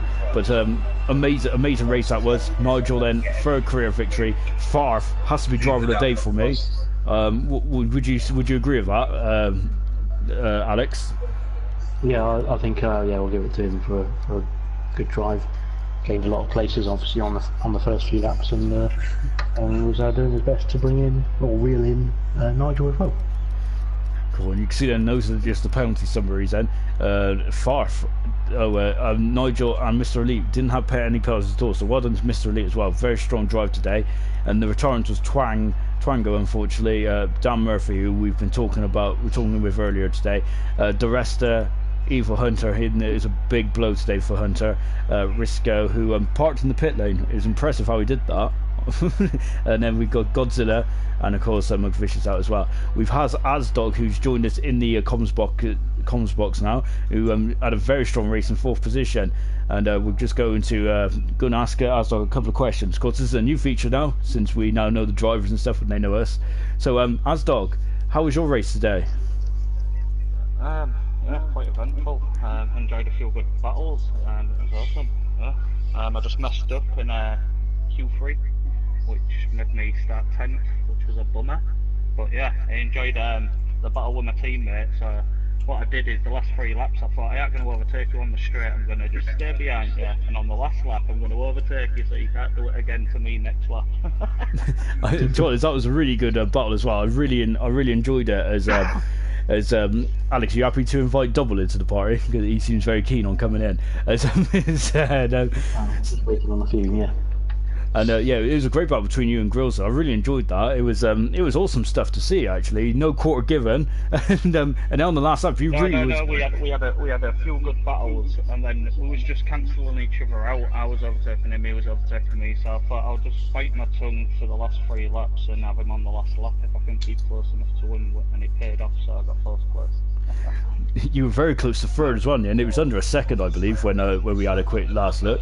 So, do you reckon the 3rd position was if you overtook Grillsy slightly earlier as well? Earlier. I tried it, and he kept behind me, and he overtook me. I just couldn't get away, and then his tyres did seem to go off near the end. Maybe I could have tried, but my main aim is beat your teammate first of all. It was very well driven today, so well done.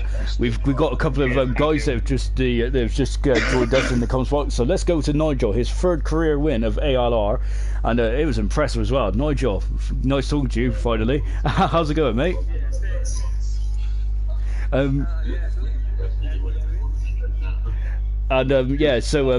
How was that race today? Because you had a great battle with Hunter before, unfortunately, he exited the race unceremoniously, and then you had a great battle with Twan as well and Farf. It was good stuff.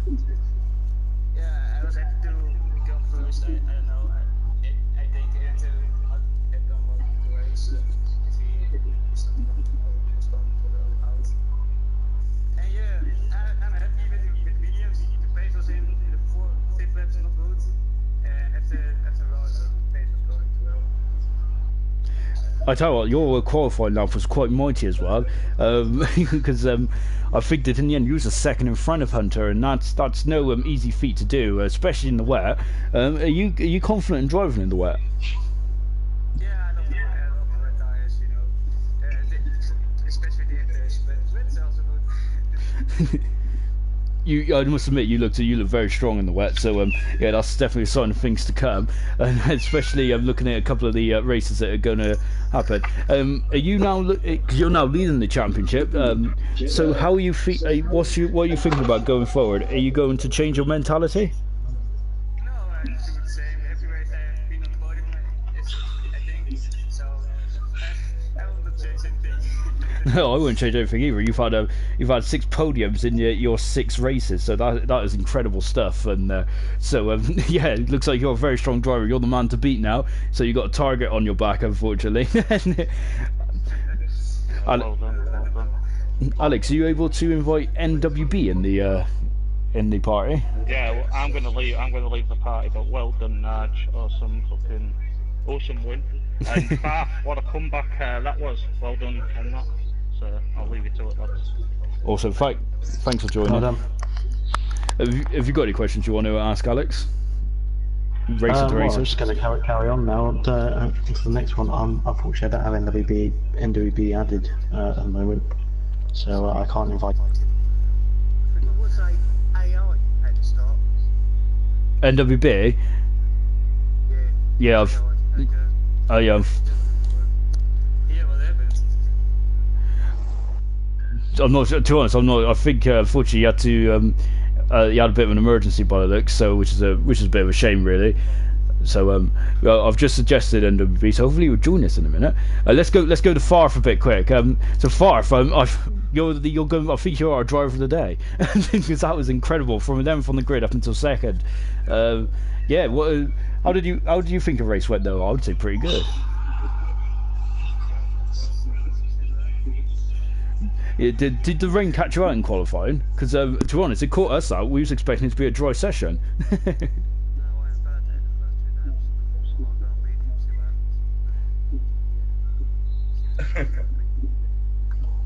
But it all worked out in the end though. That's a strong position up into getting up into second, and going forward then the Italian Grand Prix next week. Do you feel confident in the Italian Grand Prix?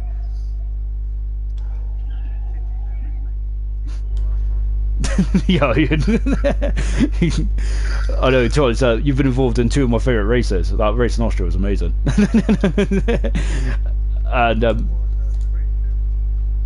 also, well, thanks for joining us, Farf, and let's move on to NWB. Don't worry, Double, I'll come to you in a minute. NWB, great. Unfortunately, we was all at a loss because we thought you had a problem with your throttle or something. Well, that was my uneducated guess. What was going on? Yeah, it was just personal issues. Just had to go and pick up someone, but I'm happy to get sixth, I think it was. And someone's got a lot of messengers up there. Sorry, Sean, it's mine, mate. No worries. And but still, 6th position is good. To be honest, I think me and Ants was commenting on how impressive you were, because we thought there was issues with the car or something like that, so we assumed that he was on a difficult day, and yet you stuck around and and you got the car to the end. But yeah, you're second in the championship now. How it's between you and Nigel and Hunter at the moment, and there's the outsider at the moment is Dan Murphy, so he's not too far back either. But how are you feeling going forward then? Between you and Nigel and Hunter and Dan, who do you think's the strongest out of you guys at the moment? Well, I think looking at Hungary and Belgium, obviously Nigel was looking really strong. I think Dan and Hunter, I think they just need a bit more momentum. Yeah. But yeah, no, I think Hunter's probably going to be the man to lead the championship maybe till the end. But yeah, I think it could go to the last race. To be fair, yeah, it's gonna be quite close. It's honest, it's looking very close to this. My maths is terrible, so I'm not even going to try to add it up. But but Yeah, I think it's like 20. Well, I think it's 22 point gap between me and Nigel. So there's a little bit of ground, but I think Nigel's going to make a couple mistakes in the last 8 races. yeah, it's still. It's to be honest, it's still a long haul, isn't it? It's only round 13, so we've still got several more races to go. And next one is Monza. How confident are you around Italy? Pretty confident, but I think Monza's just one that you just want to tuck in the slipstream, and you don't really want to be the leading car. I think you just want to get behind someone and just save your fuel and save your ERS and just carry on behind them. Awesome. Thanks for that, mate. And yeah, great stuff. And to be honest, it was a shame about today's race, but I tell you what, it made us was like we were scrambling around, weren't we, Alex? Like, what's going on? What's going on? It was a bit of a nightmare at the start, wasn't it? Did my AI car cause any incidents? To be honest, we didn't even know. So. We didn't even notice it was AI, did we? We was like, why is not? I saw NWBB's car was in AI, and I thought, oh right, this might be a good opportunity. No, I think Thank you. right on that one. And I was like, no, I'm finishing ninth. Yeah, it I'm happy with that. was either just put my car in AI or just retire, and I thought because the AI car laps about 10 to 15 seconds lap slower. Yeah. So it was just a case of just put it in AI and then hope that it doesn't hit anyone when they're trying to turn into because the AI can actually be quite vigorous online. Yes. As I found out before in other leagues, doesn't go too well when AI is around you, but. Yeah, and Yeah, hopefully there was no incidents that caused it. Yeah, and yeah, really sorry about Twan. He he was saying that he had good pace and he could have got second. Yeah, he was competing with Nigel very well actually at the beginning, and then I think it was about lap 7 when the softs were just about to start going off. Well, he said he was the lap he crashed, he actually was going to pit. All right. So yeah, it was really. I think if he maybe pit one lap earlier, he would have actually made it to the end, hopefully. But no, hopefully, well, obviously we lost a lot of points this race, but Twan's still looking like he's got a lot of pace, even though he's been out for almost the whole season, isn't it? Yeah, he's Yeah, he came in and did a good job, didn't he? He looks like he's straight back on the pace, so that's looking good for constructors, and hopefully he can get up into the high into the top 10 and the drivers as well. He's Mr. Elite there. Sorry. No, you're right. How was your race for you? Got a good podium position from it. Thanks everyone. Yeah, it's a great race actually. I was quite surprised even for myself. Usually, as you guys know, I'm probably 6th or 7th at best, so get the odd 5th. So that was my best result of the season so far. So it went well. Everything came into play. So yeah, I was very happy with that. I think qualifying. Stay up here. We need all minister. Why? Because there's 2 children being killed. There's that, you know the new forest thing down there, the factory? Hang on, we've got someone to mute. There's been 6 gas Carry on. blew up.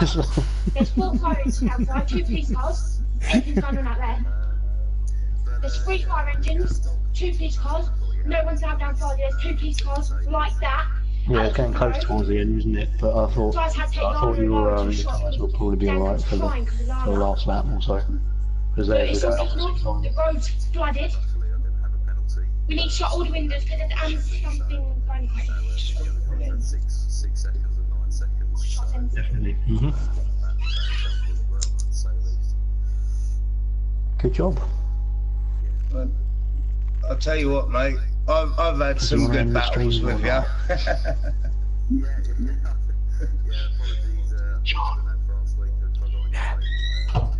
No, you were fine, mate. I was way back down the field.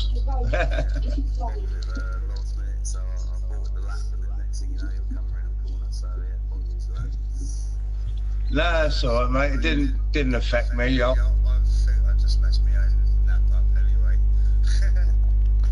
But right, guys, I'm gonna have to disappear. No worries, Todd. Thanks for joining us tonight, and yeah, I look forward to seeing you next week. Well, that's it. That's if I'm racing, if I'm needed. Oh no worries. Yeah, I'm happy with my 9th position. No worries, Todd. There's always space in the box for one more. Anyway, see you in a bit, mate. See you in a bit. And last but definitely no means least, we got Double, of course, the Ferrari driver. He did a very good job today, Double. How would you find that race? Oh. Oh really? Oh, okay.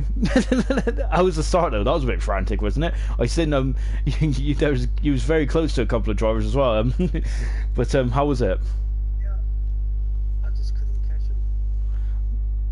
And I was at reds on, so I knew I had to do an early stop.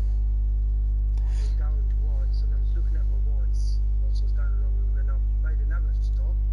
Hit the pit limit whilst I was in the pit lane, just after I turned the corner, so I don't really walk. Then after I'd crossed the line, it said 5 second stop and go. I'm thinking already going to pit limits on before I even got near the line. Do you have any footage of that? Right? Do you have footage of that? Yeah. Cool. Well, we can review that then and take the 5 seconds off.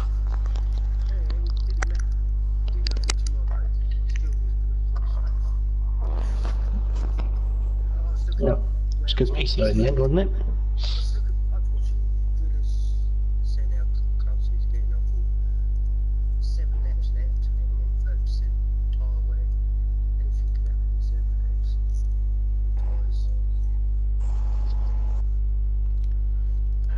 Good. Oh well, you did a good race in the end. I think you got through to Q3 pretty well, didn't you? Yeah, I've been practicing there. I didn't know about the clutch thing until the second pit stop last race when Alan told me. So that's not so yes, so could have told me earlier. So I went in there 30 seconds and then it automatically releases. Oh dear. Anyway, yeah. So the next race is Italy. Do you like the track? Do you like the track, Double? Nice. I ain't got it for. I did have one for balance. The last week for speed. Brilliant. Right. I didn't actually see the other day when I tried turning into the chicane and I just carried on going straight. I turned the wheel, no, it just went straight and I thought, oh, that's it. It's no nail, isn't it? Too late. Awesome stuff. Well, thanks for all the drivers joining us, and of course that's a new feature now which will hopefully be carrying on then for the remainder races. And also we will join us for in a week's time where we'll be at the Italian Grand Prix.